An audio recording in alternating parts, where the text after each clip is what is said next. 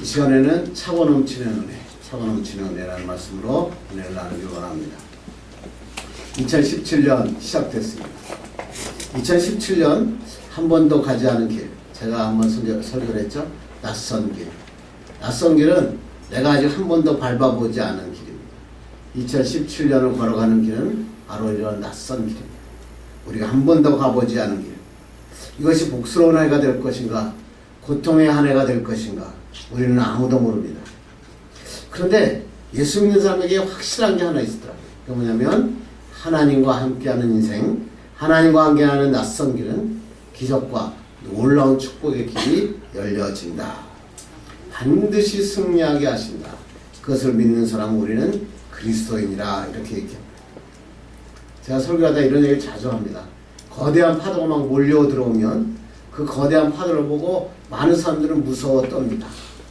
인생의 물질의 어려움, 경제적인 공황, 그런 것들이 정책인 어려움이 막 오면 벌벌 떨면서 어찌할꼬 몸을 움츠리는 사람이 있어요. 그런데 파도 타기 선수 보셨어요?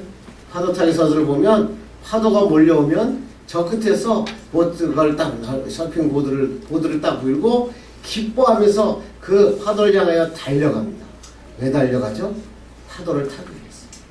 서핑 보드를 타고 쫙 올라가면서 그 아름다운 스릴을 만끽하며 달려가는 모습을 보면서 저는 인생을 많이 생각합니다. 야, 나에게 인생에 저렇게 어려운 문제가 나올 때, 세상의 파도가 나에게 몰려들 때 내가 정말로 이 서핑보드를 타고 정말 멋지게 날아갈 것인가, 아니면 거기에 무서워서 그냥 숨어가지고 파도 속에 빠질까봐 걱정하며 인생을 살아갈 것인가. 우리 꿈의 교회는 과연 어떤 교회인가. 이런 하나님의 축복의 하나님의 보드를 타고 하늘을 향하여 높이 날아갈 것인가, 아니면 그 침몰 속에 무서워서 벌벌 떠는 교회가 될 것인가. 우리 성도들은 어떤 성도가 될 건가. 금년에 여러 가지 상황이 바뀌어지고 여건이 바뀌어지잖아요. 내 사업은, 내 직장은, 내가 가지고 있는 새로운 삶터는 정말로 하나님의 놀라운 축복의 파도를 타고 날아갈 것인가, 아니면 무서워 떨 것인가. 오늘 예배 시간에 기도 가운데 결정하는 놀라운 축복의 역사가 이루기를 간절히 바랍니다. 그래서 오늘 하나님의 말씀은 뭐냐면 2017년은 여러분들이 파도가 몰려올 때 그 파도를 타고 넘치도록 풍요로운 한 해가 되라. 하나님께서 우리에게 말씀하고 계십니다. 오늘 이 시간에 어떻게 하면 이 놀라운 하나님의 축복, 차고 넘치는 은혜를 받을 수 있는가, 오늘 말씀을 통해 은혜 받기를 간절히 바랍니다. 오늘 본문은 우리 새벽에도 오늘 모르게 말씀을 나누는데, 유다 민족이 바벨론의 포로로 가서 70년 동안 포로 생활을 합니다. 그때 하나님께서 이 하나님의 은혜로 도저히 포로에서 해결할 수 없는데 하나님의 은혜로 이 사람들이 예루살렘에 포로에서 해방되어 예루살렘으로 돌아오게 됩니다.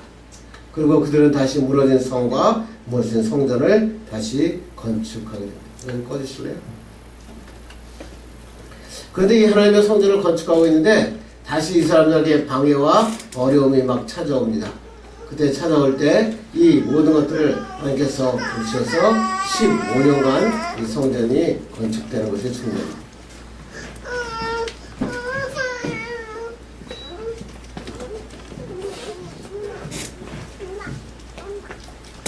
유다 민족이 바빌론과 70년 동안 포로 생활하다가 하나님의 성전을 건축해서 기쁜 마음으로 성전을 건축했는데 이 성전이 쉽지 않잖아요.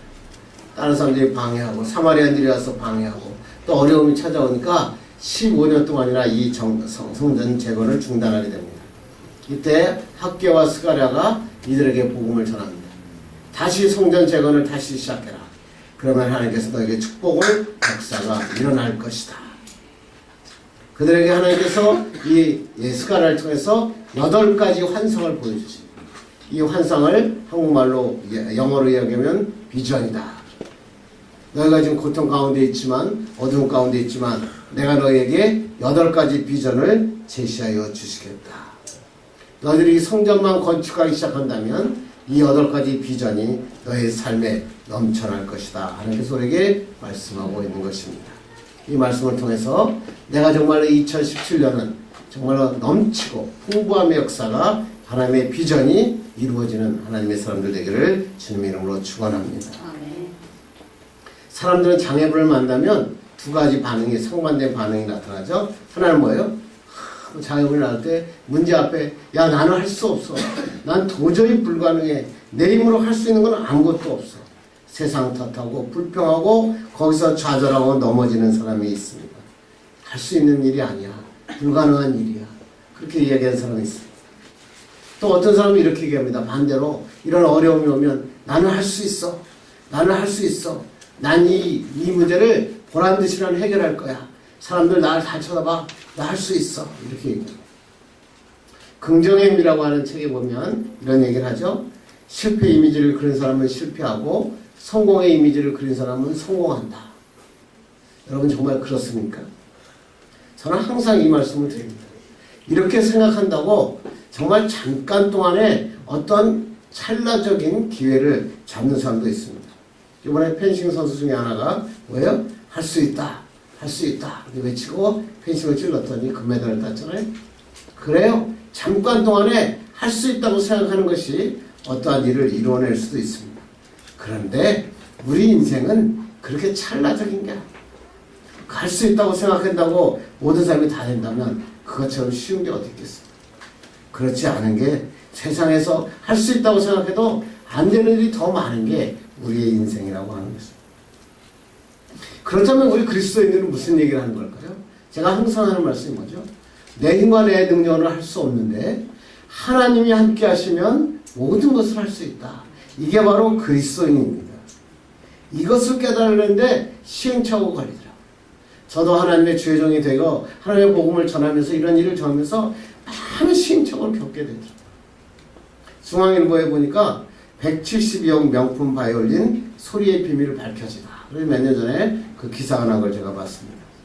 스위스에 있는 재료과학연구소에서 거기서 발표한 논문인데요. 스트라디바리우스, 여러분 바이올린 유명한 거 알죠?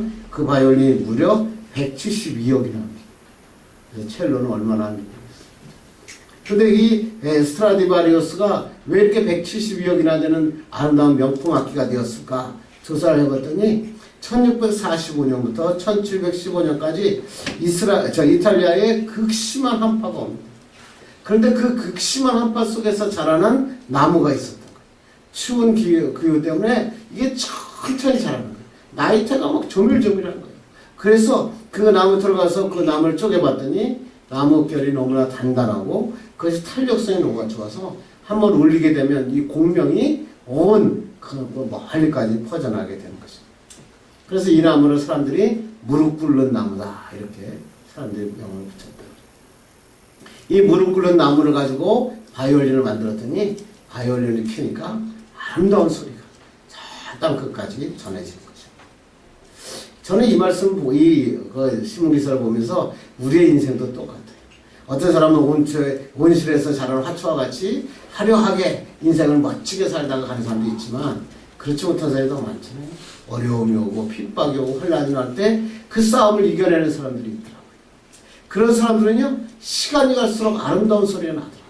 시간이 갈수록 그의 만남의 옆에 있으면 기쁨이 넘치더라고요. 그래서 그런 사람을 저는 무릎 꿇는 사람이라 이렇게 말하고 싶습니다. 여러분의 인생도 2017년도 여러분들이 기대하는 것이 무엇인지 모르지만 먼저 하나님 앞에 무릎을 꿇을 때 여러분의 시련이 변하여 아름다운 공명의 축복의 찬양의 소리가 넘쳐나기를 주님의 이름으로 축복합니다. 이런 하나님의 놀라운 축복을 받기 위해서는 우리가 세 가지를 기억해야 됩니다. 우리 첫 번에 16절 읽겠습니다. 시작. 그러므로 여호와가 이처럼 말하노라 내가 불쌍히 여김으로 예루살렘에 돌아왔은즉 유다 민족이 70년 동안 포로 생활하다가 예루살렘으로 돌아왔다는 것입니다. 근데 자기의 힘으로 해방을 해서 뭐 정치에서 일어난 것이 아니고 우리나라가 우리나라의 힘으로 해방된 게 아니라 미국 연합국에서 해방된 것처럼 이들도 하나님께서 놀라운 일이 일어났죠. 페르시아가 마사라고 하는 나라가 글쎄 이 바벨론을 침공해버립니다. 침공해서 그 마사의 왕, 그 고레스라고 하는 왕이 그 바벨론 침공하고 거기 이스라엘 포로들을 전부 다 예루살렘으로 돌아가라. 포로에서 해방시켜줍니다. 그래서 이 사람들이 하나님의 사람들이 다 이스라엘 예루살렘으로 돌아오게 된 것입니다. 그런데 이러한 말은 270년 전에 이사야의 말씀에 이미 기록되어 있는 말씀.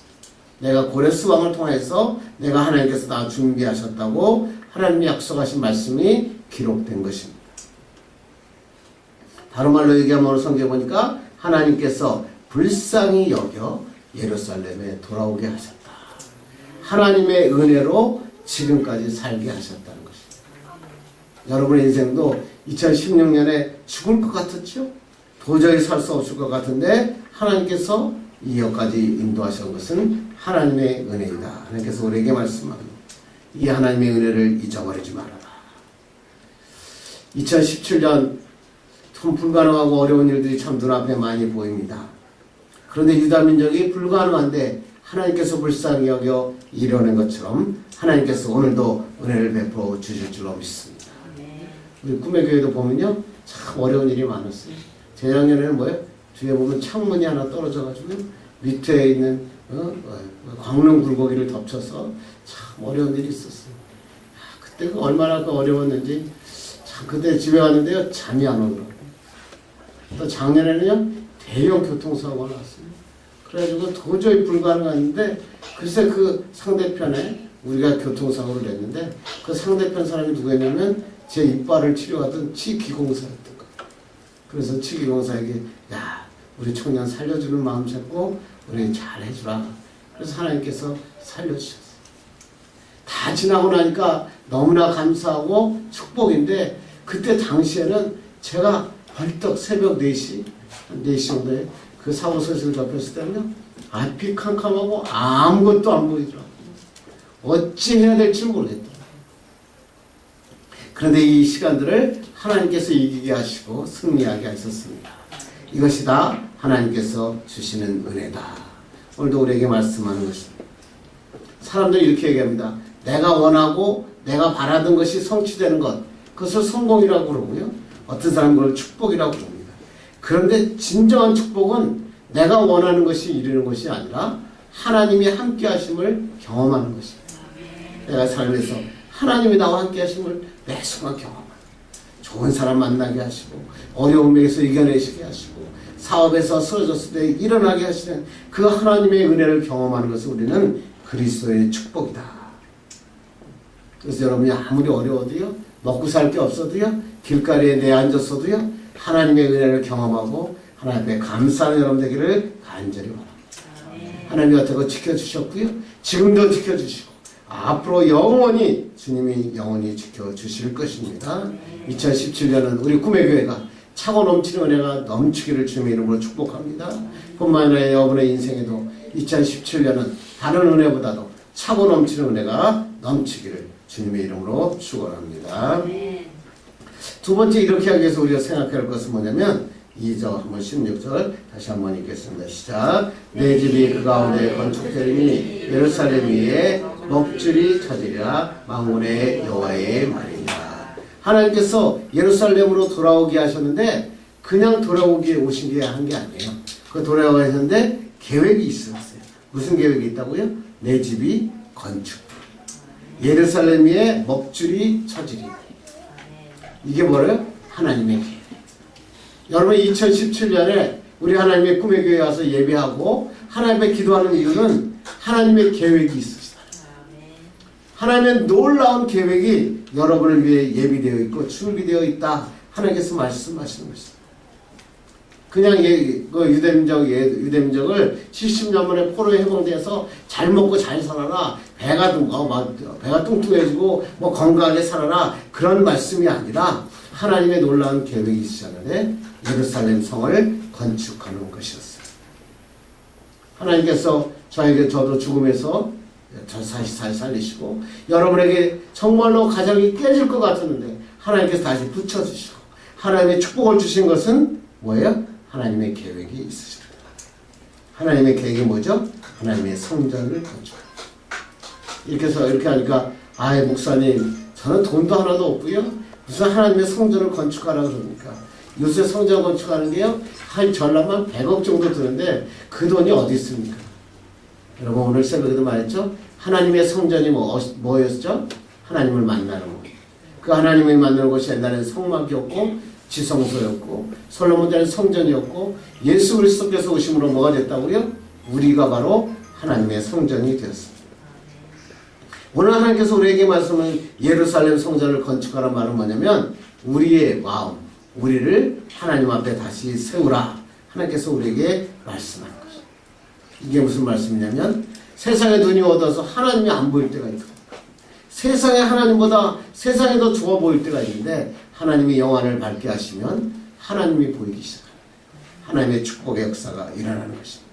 이것을 바로 하나님이 다시 우리 성전을 세우시는 것입니다. 우선순위를 주님께 드리는 삶을 사는 것, 그것이 하나님의 역사라고 하는 것입니다.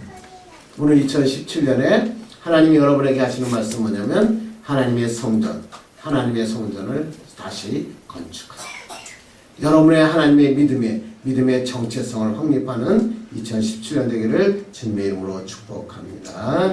이렇게 하나님 앞에 나오면 하나님께서 어떠한 축복과 은혜를 우리 하나님 말씀 다 같이 보겠습니다. 시작. 그가 다시 외쳐 이르기를 만군의 여호와의 말씀에 나의 성읍들이 넘치도록 다시 풍부할 것이라. 우리가 하나님 앞에 믿음을 바로 세우면 하나님의 우선순위를 주님께 드리면 우리가 하나님을 향하여 바라보면 하나님께서 뭘 주시겠다고요? 나의 성읍들이 넘치도록 다시 풍부할 것이라. 이스라엘 민족들이 가장 바라던 거죠. 예루살렘 성이 넘치도록 풍부해지는 것, 그것이 이들의 꿈이었습니다. 그런데 하나님께서 너희들이 예루살렘 성읍만 다시 건축하기 시작하기만 하면 하나님이 차고 넘치는 복을 부어주시겠다. 이 말씀이 예루살렘 성전에 삽을 두고 난 다음에 3개월 만에 하나님이 주신 놀라운 축복의 말씀이었습니다. 여러분도 하나님이 2017년 시작됐거든요. 이제 오늘부터 여러분의 삽을 뜨시길 바랍니다. 하나님, 내가 정말로 주님의 뜻대로 살기를 원합니다. 하나님의 말씀대로 살기를 원합니다. 이렇게 결정만 하면 하나님께서 뭐예요? 넘치도록 풍부한 차고 넘치는 은혜를 부어 주시겠다 말씀하는 것입니다. 우리 구역에 빈자리들이 많은데 이 빈자리들이 하나님의 놀라운 축복과 은혜로 채워질 줄로 믿습니다. 하나님의 역사가 일어납니다. 어떤 사람이 이러더라고요. 나는 가진 게 너무 없어요. 난 너무 재능이 없어요. 그래서 내가 비빌 언덕이라도 있어야죠. 그런데 하나님께서 뭐예요? 너 다 필요 없다. 하나님이 너의 책임져 주시고 하나님이 너의 기둥되어 주시겠다. 오늘도 하나님께서 말씀하고 있습니다. 이를 위해서 우리가 할 일은 우리의 마음을 주님 앞으로 다시 세우는 것입니다. 세상으로 돌아갔던 내 마음을 주님 앞으로 이동하는 것입니다.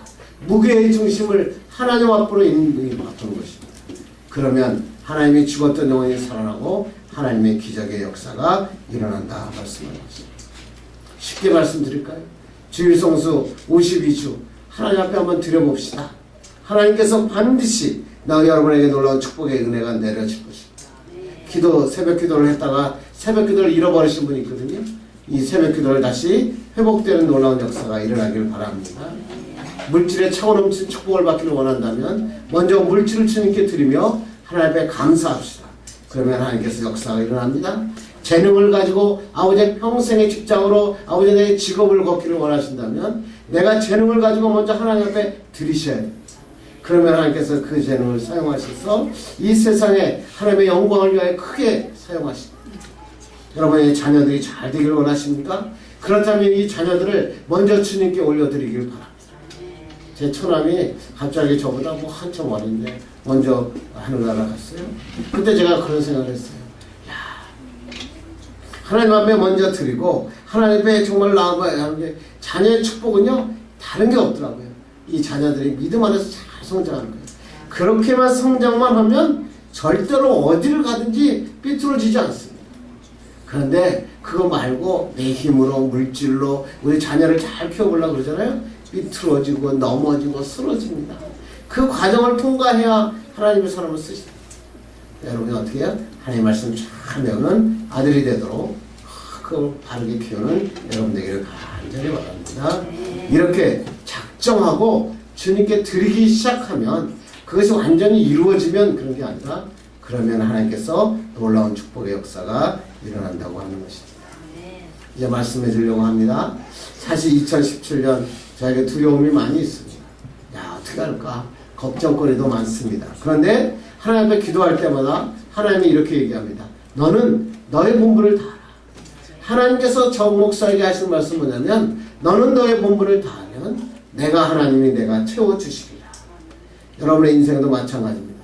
오늘 환상이 어두운 밤에 보였습니다. 여러분 왜 밝은 대낮에 환상이 안 보이고 비전이 안 보이고 어두운 밤에 비전이 보였을까요? 여러분이 힘들고 지쳤을 때, 사업이 무너지고 쓰러질 때, 내가 도저히 불가능하다고 생각할 때 하나님이 비전을 보여주십니다. 여러분에도 2017년에 이러한 놀라운 비전을 제시하고 있습니다. 이런 축복의 역사가 여러분의 삶에 2017년은 차고 넘치는 은혜로 마음껏 기도하고 마음껏 전도하는 여러분 되기를 주님의 이름으로 축원합니다.